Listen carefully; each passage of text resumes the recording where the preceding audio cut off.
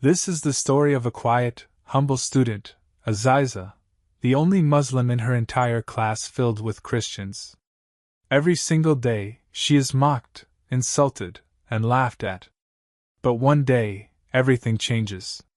She stands up, not with anger, not with violence, but with the power of reason and faith. She confronts her lecturer and classmates, who constantly belittle Islam, and with a brilliant, calm debate, she leaves them speechless. In the end, the entire class admits they were wrong. They begin to see the truth, that Jesus is not God, and declare their conversion to Islam. Let's watch this powerful and emotional story.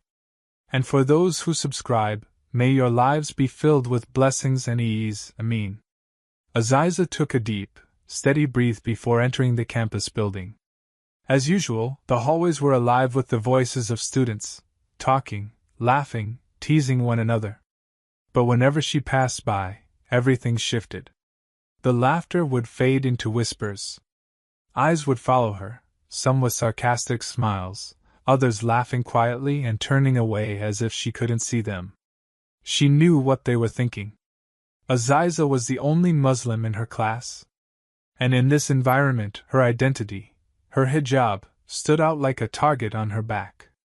It was as if her presence alone gave them permission to mock, to judge, to laugh. "Hey, Aziza!"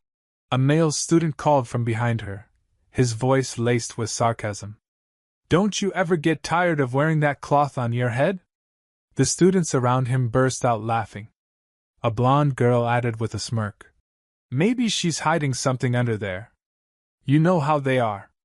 The laughter became louder and more insulting. Aziza felt the heat rising in her cheeks, her face burning with shame and anger. But she didn't look back. She kept walking. She had grown used to this kind of treatment, used to the daily mockery, the condescending looks, and the occasional direct insults.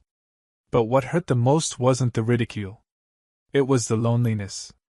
No one ever stood up for her. No one ever tried to understand what she felt. Not a single person reached out to ask if she was okay. When she reached her classroom, Aziza paused in front of the door. She held her breath for a moment. Because inside that room, she knew things would be worse. This wasn't just any class, it was religious philosophy. A subject that, in this place, was less about learning and more about attacking what she believed in. In this class, both students and even her own lecturer never missed a chance to criticize Islam. And with Aziza being the only Muslim present, she was the easiest and most obvious target. But she couldn't skip the class. She wasn't someone who ran away. With calm, deliberate steps, she opened the door and walked in. As soon as she entered and took her seat, she could feel it, dozens of eyes on her. Whispered comments floated through the room, followed by soft chuckles. But Aziza ignored them. She opened her notebook and tried to focus, even though she knew what was coming. Then, she heard the voice she dreaded the most. Professor Albertus. He often used this class as a stage to attack Islam, not aggressively, but in a subtle, cutting way that made it harder to challenge. "All right, class," he said, walking toward the front with a confident smile. "Today we're going to discuss the world's major religions. And of course, we can't ignore Islam, a religion that is, let's say, quite unique." Someone in the room let out a short laugh. Aziza's fingers curled into fists beneath her desk. She braced herself. She knew this would be another long and painful lecture. But today, something felt different. A strange feeling in her chest told her that maybe she wouldn't be able to stay silent this time. Professor Albertus continued, pacing slowly in front of the whiteboard. "As we all know, many religions, Christianity, Judaism, Islam, they all share similar origins. But the real question is Islam truly an original religion? Or is it just a repetition of earlier teachings?" More laughter erupted in pockets around the classroom. A male student with brown hair raised his hand with a smug grin on his face. "Professor, I read somewhere that Prophet Muhammad just copied teachings from the Bible and claimed they were revelations." Isn't that what happened? Professor Albertus nodded slightly, clearly enjoying the direction of the conversation. That's a fairly common opinion. Even some historians suggest that Islam is just a modified version of previous religions. Aziza's heart was pounding now. Her jaw clenched. Her fists tightened under the table. They weren't just insulting her anymore. They were mocking her religion, her faith, her prophet, and her holy book. Before she could gather her thoughts to respond, another student added loudly, "And doesn't Islam teach violence anyway? Everyone knows how Muslims use religion to justify terrorism." This time, the room erupted into full laughter. Aziza blinked, feeling the sting in her eyes. But she refused to let the tears fall. She would not show weakness. She took a deep breath. Normally, she would stay silent. Normally, she would just sit through it, take her notes, and leave. But not today. Slowly, she raised her hand. The room fell into sudden silence. All heads turned toward her in disbelief. After all this time, after all the insults, the jokes, the looks, Aziza had never once spoken up. Professor Albertus looked at her, raising his eyebrows in surprise. "Yes, Aziza? You want to say something?" Aziza met his gaze directly.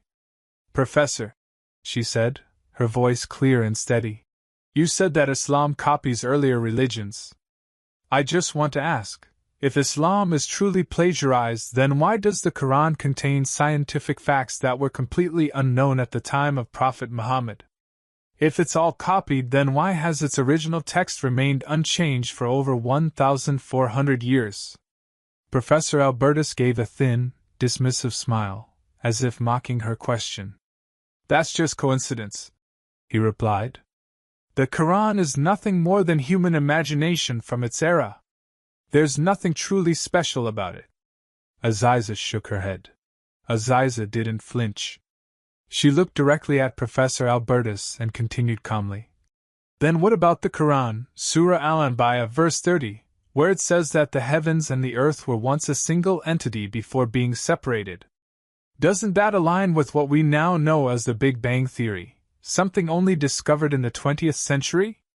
Was that also just a coincidence?" The classroom fell silent. The previous laughter faded into tension. A few students shifted uncomfortably in their seats. Some looked at Aziza, surprised. Others lowered their eyes. The mockery was gone. Professor Albertus forced a laugh, trying to maintain his usual confidence. Aziza, science can be interpreted in many different ways. Let's not be too confident with our assumptions." But Aziza's eyes didn't waver. She stared at him firmly. "All right, Professor. Then let's speak with logic. You claimed earlier that Islam imitates the previous religions. Can you show me even a single verse in the Bible that describes the creation of the universe with the same level of clarity and scientific accuracy as the Qur'an?" Silence. A few students began flipping through their books, searching for something, anything, to counter her point. Professor Albertus gave a faint smile, but Aziza could see it. There was a flicker of uncertainty in his eyes. The calmness he wore so effortlessly began to crack. She wasn't just pushing back, she was winning ground. She went on, her voice steady. "And Professor, you also allowed students to claim that Islam teaches violence. But do you know what the Qur'an says? In Surah Al-Ma'idah, verse 32, Allah says that whoever kills a single soul without a just reason, it is as though they have killed all of humanity. That is the real teaching of Islam. Not what the media twists, not what ignorant people misrepresent." A wave of whispers moved through the room. Some students looked down thoughtfully, while others exchanged glances. The arrogance had faded. There was something different now, curiosity. Aziza knew this was just the beginning. She had opened a door, and she was no longer afraid to walk through it. Professor Albertus looked at her again. He gave another faint smile, but his eyes could no longer hide the unease building within him. He had faced many students over the years who tried to defend their faith. But this this was different. Aziza wasn't speaking with raw emotion. She wasn't shouting. She wasn't making vague claims. Her calmness was powerful. Her arguments were solid. Her voice carried truth, and the class could feel it. So, Aziza, the professor said as he slowly walked toward her desk, are you trying to say that Islam is more scientific than other religions? That the Qur'an is somehow superior to all other holy books? Aziza nodded slowly. I'm not saying that just because I believe it personally. I'm saying it because of what the facts show, because of logic and history. And I'm ready to prove it. A mocking chuckle came from the back of the room.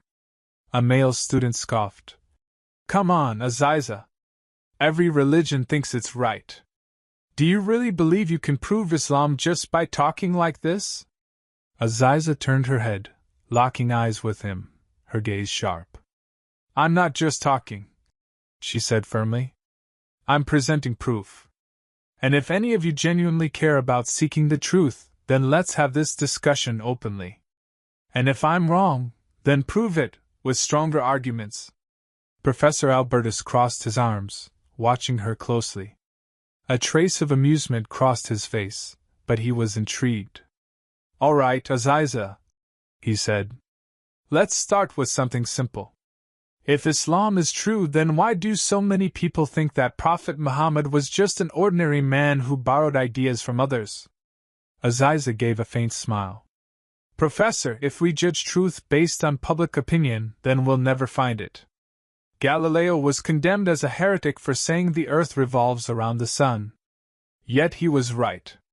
So, people's assumptions are not a valid measure of truth. Professor Albertus nodded slightly. But Galileo had scientific evidence. Islam, on the other hand, is just based on faith. Aziza shook her head without hesitation. That's not true. Islam isn't just about belief. It offers evidence that can be tested. Take the same verse I mentioned earlier, Surah Al-Anbiya, verse 30. It describes the heavens and the earth as being joined together before being split apart. That aligns with the Big Bang Theory, which was discovered over 1,000 years after the Qur'an was revealed. How could that be a coincidence? The room fell silent again. Now, instead of flipping through books, several students began pulling out their phones. They searched for the verse Aziza mentioned. Some read quietly. Others exchanged uncertain glances. Professor Albertus still wore a faint smile, but his brows had furrowed slightly.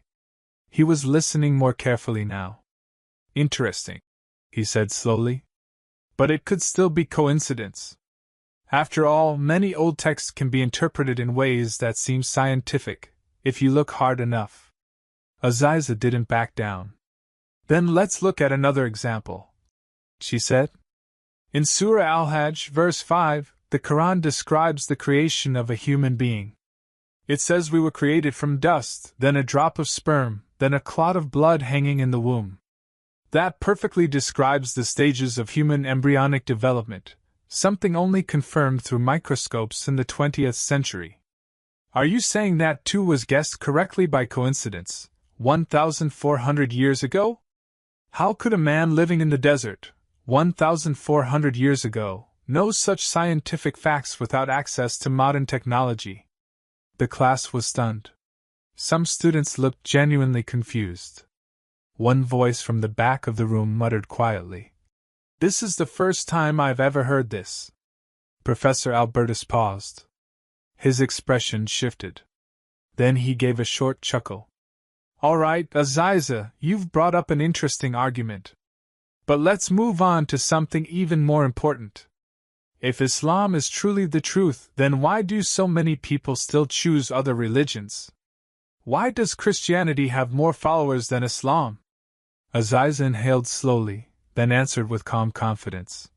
Professor, the number of followers doesn't determine the truth of something.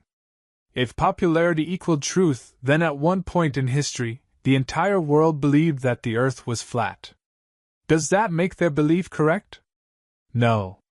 Truth is not defined by how many people accept it, but by facts and evidence.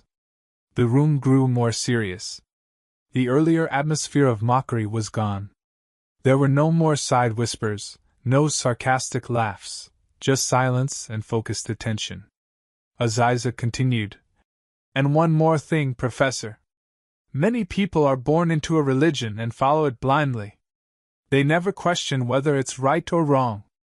But Islam doesn't teach us to follow blindly. It teaches us to seek the truth, to think critically, and not to accept something just because it's tradition. Professor Albertus stroked his chin thoughtfully. This time, he didn't respond right away. Aziza could tell she had planted a seed of doubt in his mind. But she also knew the conversation was far from over. There was still one more question to be addressed, the hardest one. The question about Jesus, and whether he is God. She prepared herself. This was the heart of the discussion. The classroom was so quiet now, you could hear the shuffling of a single paper. Every eye was on her. Every mind was engaged. There were no longer any scoffs, just curiosity filling the space like thick air. Professor Albertus gave her a faint smile. But this time, his voice carried no sarcasm. It was steady and direct. All right, Aziza. You've made some strong points about Islam and science. But now I want to ask something even more fundamental. If Islam is the truth, then what about Jesus? According to Christian belief, Jesus is God. How does Islam deny that? Aziza nodded, as if she had been expecting this all along. She placed her hands gently on the table, pressing her fingers together, and began speaking with a calm but firm voice. Professor, let's discuss this using logic. If Jesus truly was God, then he would have clearly stated it. He would have said directly, I am God. Worship me. Can you show me a single verse in the Bible where Jesus says that in those exact words? Professor Albertus hesitated. There was a small pause, then he answered. There are many verses that point to Jesus' divinity. For example, in John 10 verse 30, Jesus says, I and the Father are one. That clearly shows Jesus is God. Aziza smiled gently. Professor, if we read John 17 verse 21, Jesus also says that his disciples are one with him, just as he is one with the Father. So, if the statement I and the Father are one means Jesus is God, then by that same logic, are the disciples also God? The room fell silent again. Several students quickly opened their phones, searching for the verses she had mentioned. Professor Albertus tried once more. But Jesus performed miracles. He healed the sick and brought the dead back to life. Isn't that proof of his divinity? Aziza shook her head. Miracles are not exclusive to God. Prophet Moses parted the sea, but he wasn't God. Prophet Elijah brought the dead back to life in the Old Testament. Was he God? Miracles are signs of prophethood, not proof of divinity. Professor Albertus was visibly uncomfortable now. But he pressed forward, unwilling to back down. But Jesus forgave sins. Isn't it only God who can forgive sins? Aziza smiled again. In John 20 verse 23, Jesus tells his disciples that they too can forgive sins. Does that mean his disciples are also God? Forgiveness can be given through God's permission. It does not make someone divine. The tension in the room had reached its peak. Aziza could see it. Students were no longer looking at her with mockery, but with curiosity and confusion. Some had even begun to look at their professor with questioning expressions. She leaned forward slightly. And one more thing, Professor. If Jesus was God, then why, in Matthew 27 verse 46, did he say, my God, why have you forsaken me? If Jesus had a God, how could he himself be God? Professor Albertus opened his mouth, but no words came. Aziza pressed on, her voice now sharper. In Mark 13 verse 32, Jesus says he does not know when the day of judgment will come, only the Father knows. If Jesus is God, how could he lack knowledge of something God must know? A student from the back whispered, I've never thought about it like this before. Aziza turned to the professor again, looking calm but resolute. Professor, using logic, God cannot be a human who gets tired, who hungers, who sleeps, or who dies. God is eternal, self-sufficient, and never in need. But Jesus experienced all of those things. If Jesus died on the cross, then who was keeping the universe alive while God was dead? That is a contradiction. Because God cannot die. If he did, the world would cease to exist. Professor Albertus was stunned. He stared at Aziza, no longer with mockery, but with a gaze that was hard to read. Behind his glasses, his eyes held something different now. Respect. Doubt. Perhaps even fear. The class was completely still. No one laughed. No one interrupted. Aziza took a final deep breath, and concluded with one last question. Professor, if Jesus was God, then why did he say in John 17 verse 3, "This is eternal life, that they know you, the only true God, and Jesus Christ whom you have sent"? Why didn't he ever say, "I am God, worship me"? Professor Albertus lowered his head. His hands were clenched tightly on the table. No answer came. Aziza knew then, it was over. She had not only won the debate, but more importantly, she had planted a seed. A seed of truth, watered with evidence, and nurtured with sincerity. Slowly, a student raised his hand. His voice trembled slightly. Aziza, I want to learn more about Islam. Another followed. Me too. I've always believed what I was taught, but now I want to search for the truth myself. Professor Albertus took a long, slow breath. He lifted his head and looked at Aziza again, but now with completely different eyes.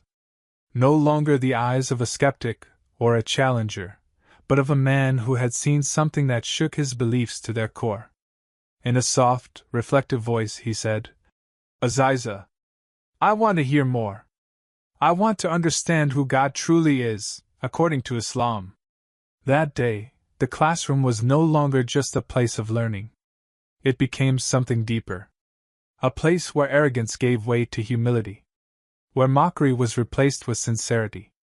A place where the search for truth began, right in the hearts of those who had once rejected it. Aziza smiled softly. She knew this was the moment.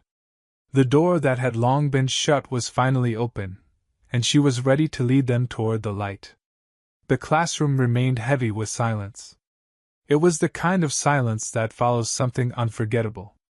Everyone in that room had just witnessed what they had never expected, a young Muslim girl, someone they had insulted, ridiculed, and dismissed, had, with calmness and intelligence, dismantled the arguments they once believed were unshakable truths.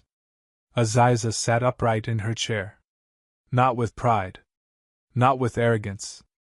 But with serenity. She showed no signs of triumph, only quiet composure. She had said all she needed to say. Now wasn't the time for more words, it was the time for them to reflect. Professor Albertus was still staring at her, eyes blank. He looked like someone who had just lost his footing, someone who suddenly realized the ground beneath him wasn't as solid as he thought. A respected academic, used to winning debates and standing firm in his worldview, was now faced with a truth he could neither mock nor deny. Then, slowly, a male student who had often mocked Aziza raised his hand. His voice trembled as he spoke. Aziza, if Jesus is not God, then who is he, according to Islam? Aziza looked at him gently, her tone kind and respectful. In Islam, Jesus, known as Prophet Isa, peace be upon him, is one of the greatest messengers of Allah. He was born miraculously to Maryam, a pure and chosen woman. He performed many miracles, healed the sick, raised the dead, but all of that happened by the permission of Allah. He is not God, and he never claimed to be God. The student lowered his head, visibly deep in thought. From the other side of the room, a blonde-haired girl spoke softly. I was always taught that Jesus died on the cross to atone for our sins. But if he's not God, then what really happened? Aziza took a deep breath. Her voice remained calm, steady. In Islam, we believe that Jesus was not crucified. Allah saved him and raised him to the heavens. The one who was crucified was someone who was made to resemble him. It was a test for the people of that time. And we believe that Jesus will return before the end of time, to clear all the misconceptions about him. A quiet murmur passed through the classroom. Some students looked shocked. Others seemed to be processing something entirely new, something they had never questioned before. Then came the most unexpected voice of all. "Aziza," said Professor Albertus, his voice low and reflective. "I have been teaching at this university for over 20 years. I've studied many religions. I've debated countless people. And I've always felt confident in what I believed." The room held its breath. "But today," he continued, "you've made me question everything. I always thought I understood Islam, but I realize now, I was looking at it from the wrong angle. I absorbed what the media showed me, what others told me. I never once tried to understand it from its own source." Aziza said nothing. She simply listened, allowing him to speak freely. "I won't pretend that I can accept everything overnight," Professor Albertus admitted. "But one thing I do know, what you spoke today, you spoke with evidence. With calmness. With conviction. And that kind of truth cannot be ignored. If what you say is true, then I want to learn more." Then, from the corner of the room, a student raised his hand. "I do too, Professor." Another followed. "I also want to know more about Islam." Then another. "Me too." One by one, students who once laughed at her began to raise their hands, voices filled with sincerity, curiosity, and humility. The same students who had mocked, teased, and whispered behind her back, were now lowering their heads, their hearts trembling with the truth they had just witnessed. Professor Albertus looked at Aziza with new eyes, eyes not of a skeptic, but of someone yearning for understanding. "Aziza," he said quietly, "are you willing to guide us? To help us understand Islam from the right sources?" Aziza looked around the room, her eyes shining with emotion. Never in her life had she imagined this day would come, when the same people who insulted her would now come to her, hearts open, asking for guidance. With a gentle, tearful smile, she replied, "Of course, Professor. I would be honored to help you understand Islam." That day, it wasn't just a debate that had taken place. It was something far deeper. That day, hearts that were once closed began to open. That day, the light of Islam started to shine into corners that had long lived in the darkness of prejudice. And that day, history was made. A professor, and nearly an entire classroom, stood together and recited the Shahada, the testimony of faith. Their eyes welled with tears. Their voices trembled. But their hearts were at peace. Aziza stood quietly, her own tears falling. She knew her journey wasn't over. Being a Muslim in a place full of prejudice would never be easy. But that day, she had proven something powerful. That knowledge, patience, and courage could change the world. And this was only the beginning of something far greater. Welcome to Legacy of Islam. If you want our hard work to bring you more amazing videos, then like the video, subscribe to the channel, and share your thoughts in the comments. Your like and comment mean a lot to us. The seminar hall at a prestigious university in Honduras was filled with students and academics attending the annual scientific discussion. The atmosphere was serious and intellectual, with scholars eagerly anticipating the discourse. Among the prominent speakers were two senior professors, Dr. Etan Walls and Dr. Richard Alvarez, both well-known secular scientists. They were particularly critical of religion, especially Islam, and often used academic forums to question and even belittle religious values in front of their students. That day, they had chosen a highly controversial theme. The role of religion in modern civilization, is it still relevant? During his presentation, Dr. Etten mockingly discussed Islamic celebrations, particularly the Islamic New Year and Nuzul Quran, dismissing them as unscientific myths. Look at how rapidly the world is advancing with science and technology, yet some people still believe that a book revealed centuries ago can be a source of knowledge. The Islamic New Year, Nuzul Quran, these are just outdated traditions with no relevance in today's modern world. His words echoed through the hall. Some students nodded in agreement, while others appeared uncomfortable. Among them was a Muslim student, Hazel Ramirez, known for her intelligence and sharp analytical mind. Sitting with her notebook in hand, she listened intently, her gaze fixed on the two professors. To her, this was more than just an academic discussion. It was an opportunity to defend Islam in front of the academic community. When the floor was open for questions, Hazel confidently raised her hand. The atmosphere in the room shifted. All eyes turned toward her. Some students whispered among themselves, curious to see how a Muslim student would respond to two professors known for their sharp arguments. "This is the moment I've been waiting for," Hazel muttered to herself as she stood up, adjusted her posture, and looked directly at Dr. Etten and Dr. Richard. "Good afternoon, professors. My name is Hazel Ramirez, a final-year student majoring in philosophy and religious studies. Thank you for your interesting presentation. However, I would like to ask a fundamental question." Some students took out their phones, sensing that this was about to become a heated debate.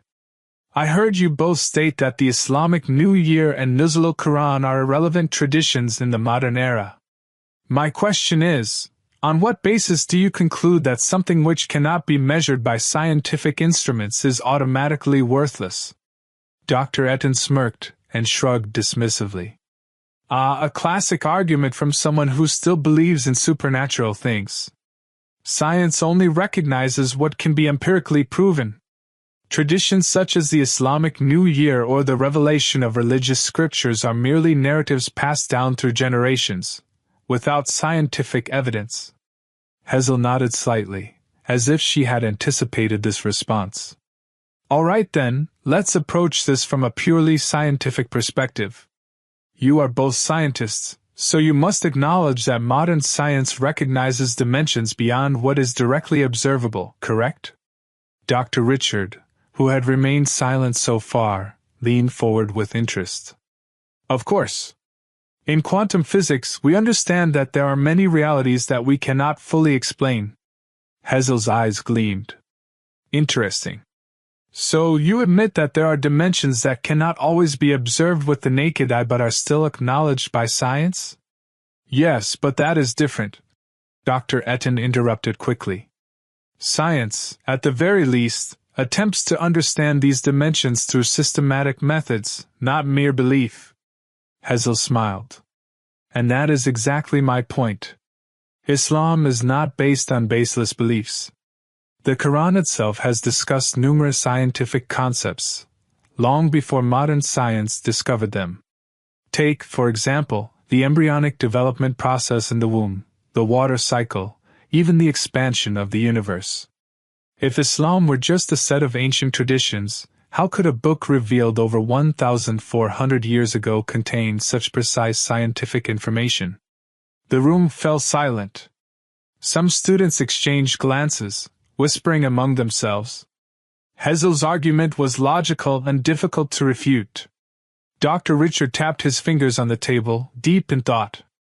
"Well," he finally said, "if Islam truly aligns with scientific knowledge, then why do we still see many Muslims rejecting science in favor of religious dogma? That, I believe, is the real issue." Hazel responded without hesitation. "Professor, there is a difference between Islamic teachings and the practices of some of its followers. If there are Muslims who reject science, it is not because of Islam itself but because of their lack of understanding. In reality, Islam strongly encourages the pursuit of knowledge. Didn't Prophet Muhammad, peace be upon him, say, 'Seeking knowledge is an obligation upon every Muslim'?" Dr. Etten shifted uncomfortably in his seat. The discussion had taken an unexpected turn. Dr. Richard hadn't expected such a structured and scientifically backed argument from a student, let alone a female student. But the debate was now taking a different turn, and it was being steered by the topic of rituals like the Islamic calendar. He smiled slightly, as if preparing for his counterpoint. Hazel, however, was already a step ahead. "Professor, let's talk about history," she said firmly. "You certainly know that the Gregorian calendar is a legacy of the Roman calendar system, and it has undergone multiple revisions before becoming what it is today. But no one questions its relevance." Dr. Richard leaned forward intrigued. "Of course," he admitted, "because it is a system based on astronomical calculations." Hazel nodded. "Exactly. And the same applies to the Islamic calendar," she replied. "The Hijri calendar is based on the movement of the moon, which is also a part of astronomical science.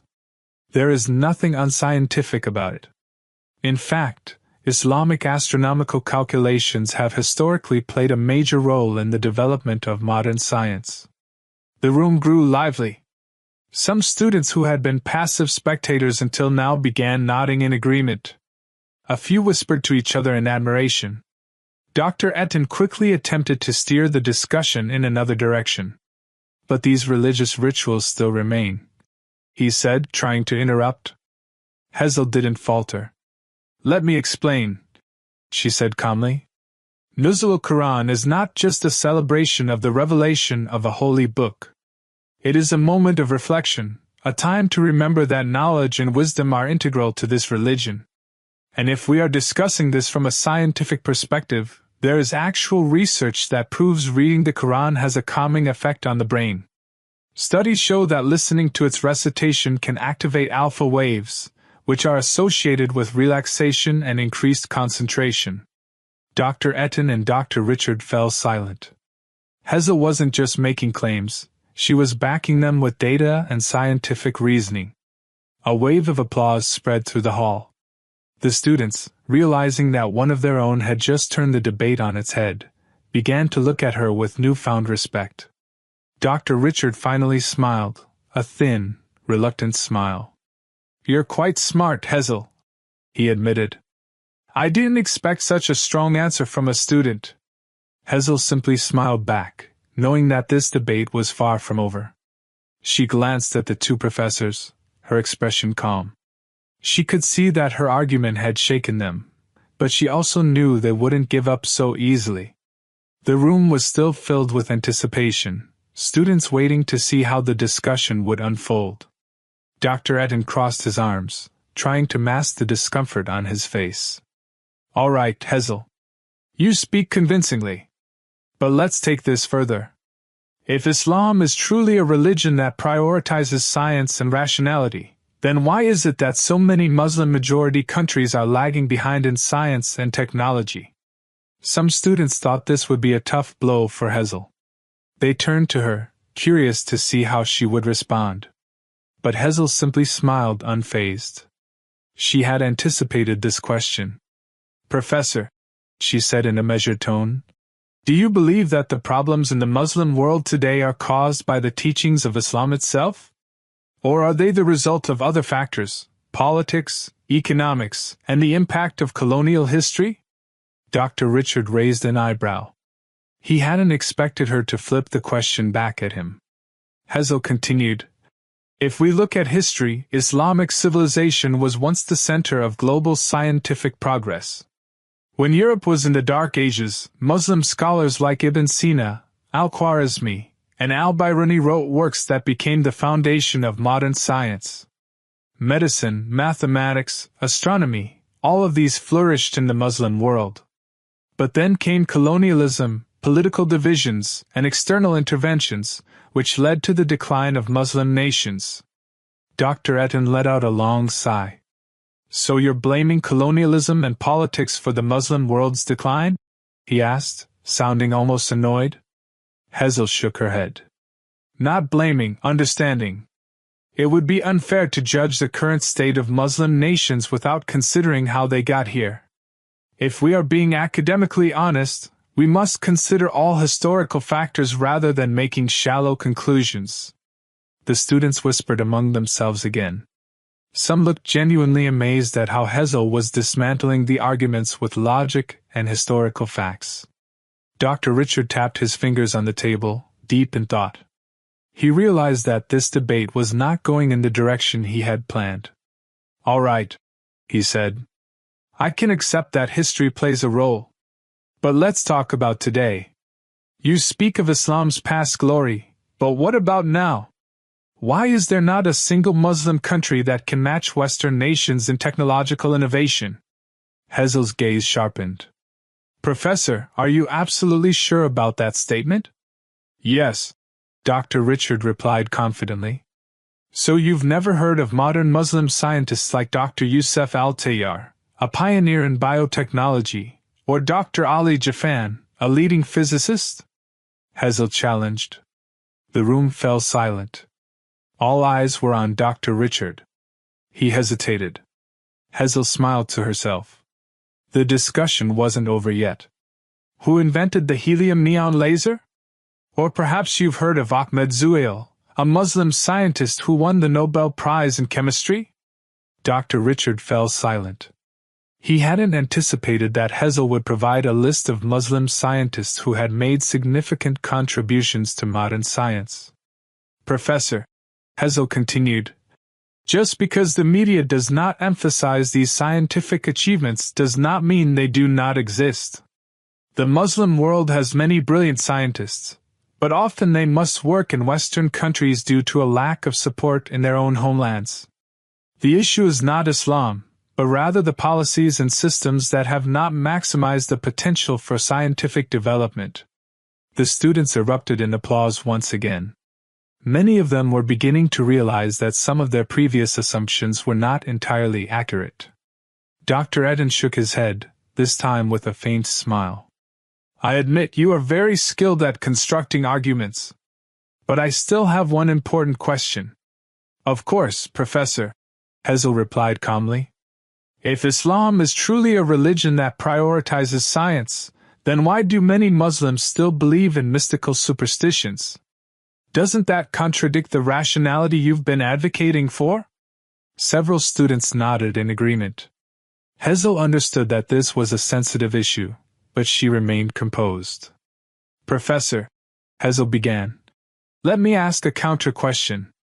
Do you think every scientist is always rational in everything they believe?"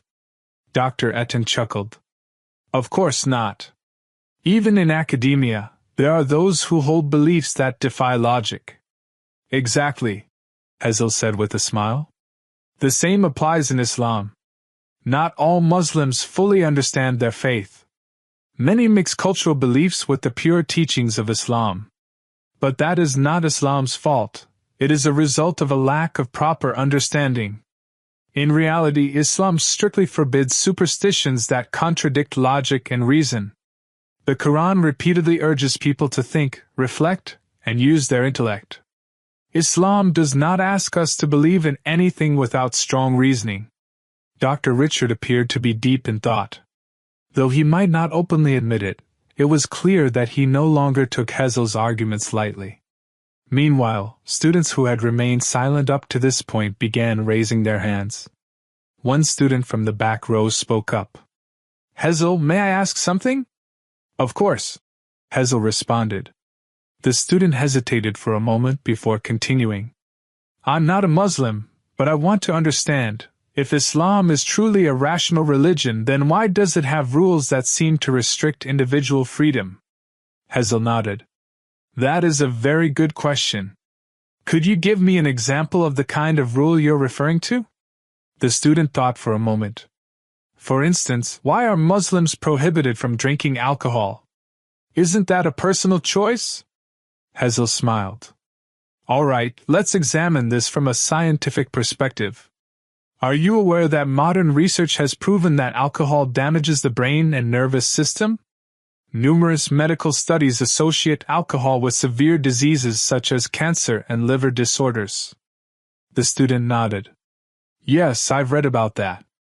"Well," Hazel continued, Islam forbids alcohol not to restrict personal freedom, but to protect human beings from its scientifically proven harm. Think of it like a doctor advising a patient to avoid certain foods because they are detrimental to health. Islam provides guidelines not to limit people, but to safeguard them from destruction. The room fell silent again. The student who had asked the question seemed deep in thought. Dr. Etten let out a long breath. I didn't expect this discussion to go this far, he admitted, leaning back in his chair. Dr. Richard nodded in agreement.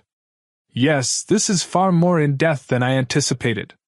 Hazel remained calm. She knew that the debate was not over yet. There was still much more to discuss, and she was prepared to continue. The tension in the room lingered. The student who had asked the question remained quiet, processing Hazel's response. Meanwhile, Dr. Etten and Dr. Richard exchanged glances, seemingly searching for a way to challenge Hazel once more. Before either professor could speak, another student hesitantly raised her hand. She appeared unsure at first, but, after receiving an encouraging nod from Hazel, she found the courage to speak. I apologize if this is a bit personal, she began. But I'm curious, why are you so certain that Islam is the truth? What makes you so confident that you can stand here and debate two professors? Once again, the room fell silent. This was no longer just a debate about history or science. This question directly challenged Hazel's personal convictions. Hazel exhaled slowly and looked at the student with a gentle gaze. That's a good question, she said. I could give you an academic answer, but since you've asked about my personal beliefs, let me answer honestly. She then turned to face the entire room.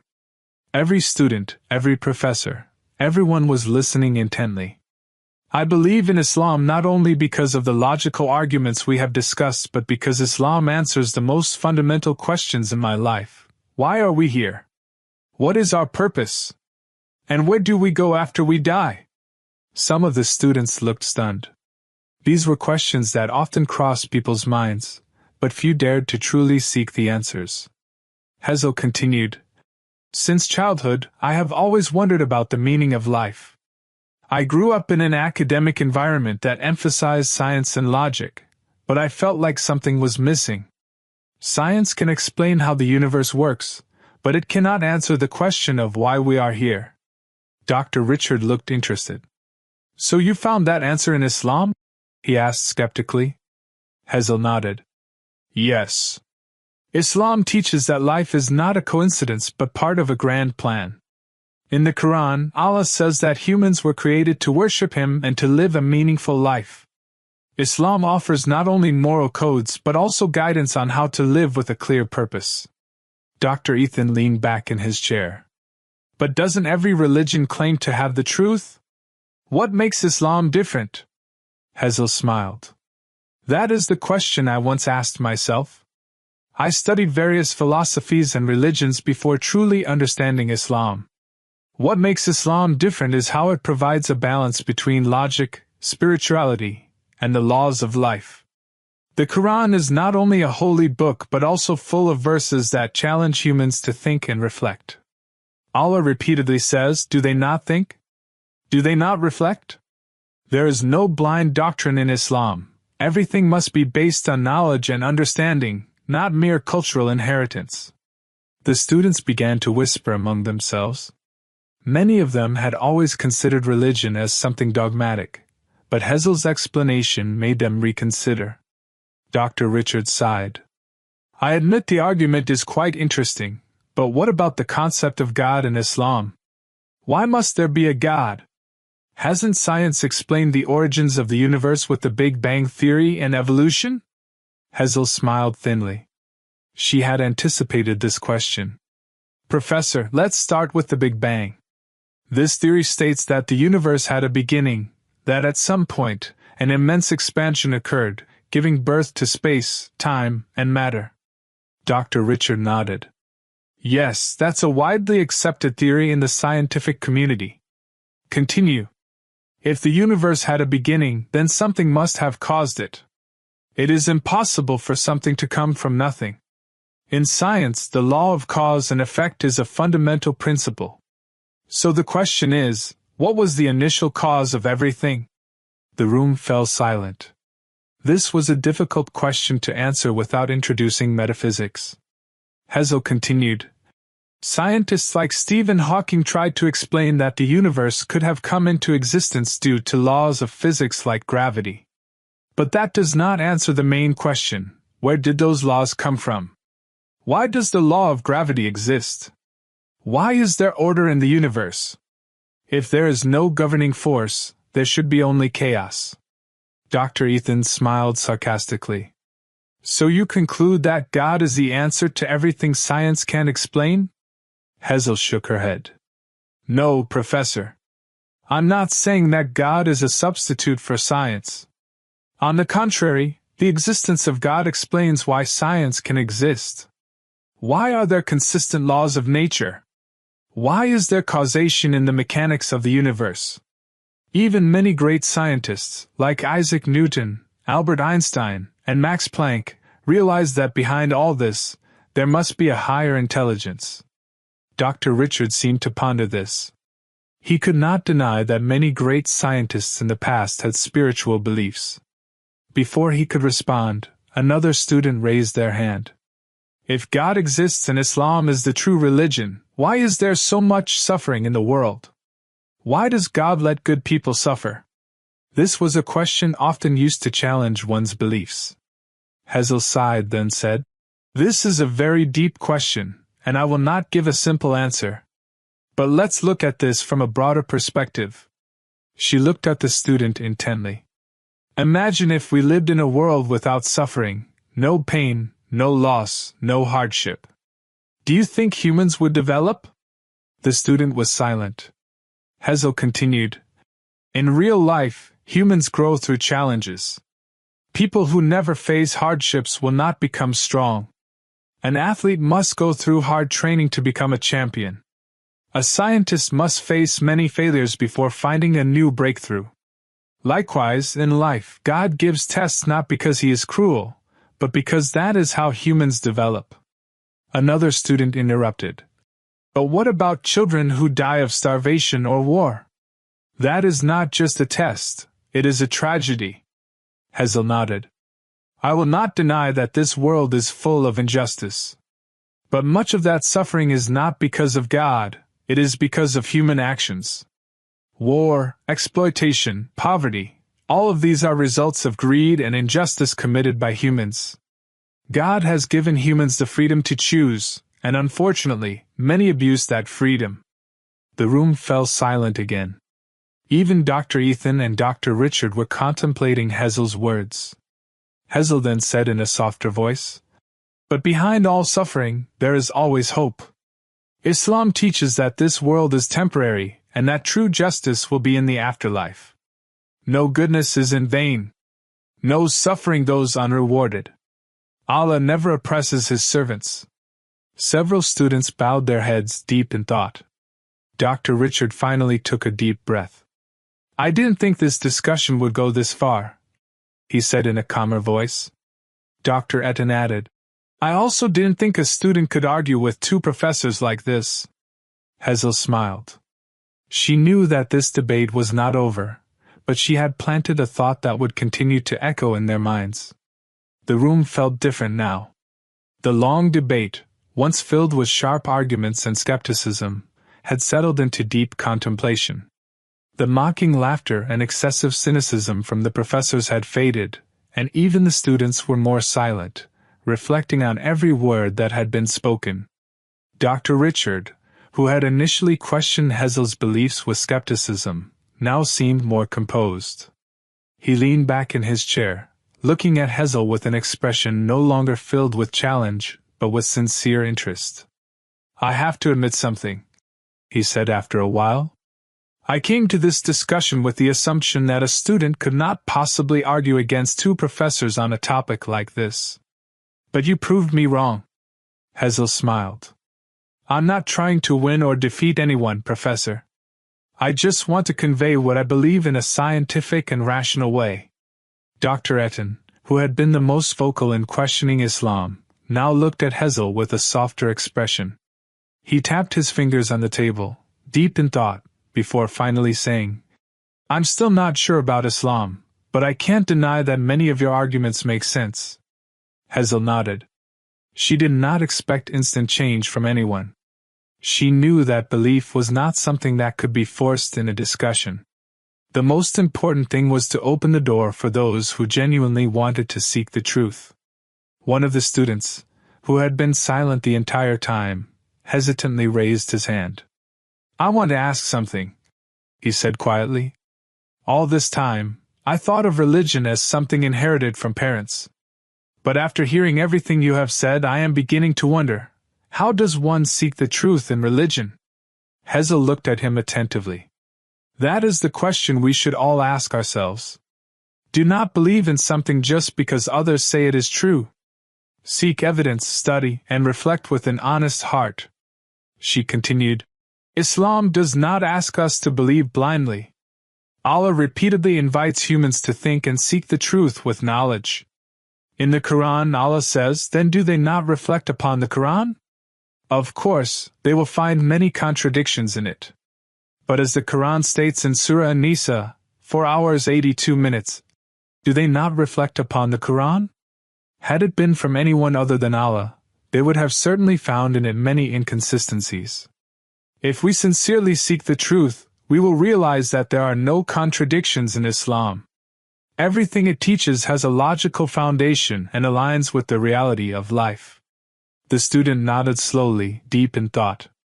Meanwhile, Dr. Richard took a deep breath before speaking again. "All right, Hazel. I won't argue any further today. But I have one last question." "Of course, Professor," Hazel replied. "What should someone do if they want to understand Islam better but have many doubts?" Hazel offered a small smile. "I would say, don't be afraid to ask and seek knowledge for yourself. Don't rely on biased sources or the opinions of those who already hold negative views. Instead, study the Qur'an. Read its translation. Try to understand its teachings. If needed, discuss with people who have a deep understanding of Islam, rather than those who only aim to criticize." She looked around at the students, meeting their gazes one by one. "We all have our own spiritual journeys. No one can force another person to believe. But if there's one thing I want to emphasize, it's this: never be afraid to seek the truth. The truth will not change simply because we choose to ignore it." The room fell silent once again. But this time, the silence was not due to tension. It was a moment of reflection. Everyone in the room was beginning to realize that this was more than just an academic debate. It was an intellectual journey that touched both the heart and mind. Dr. Ethan finally smiled slightly.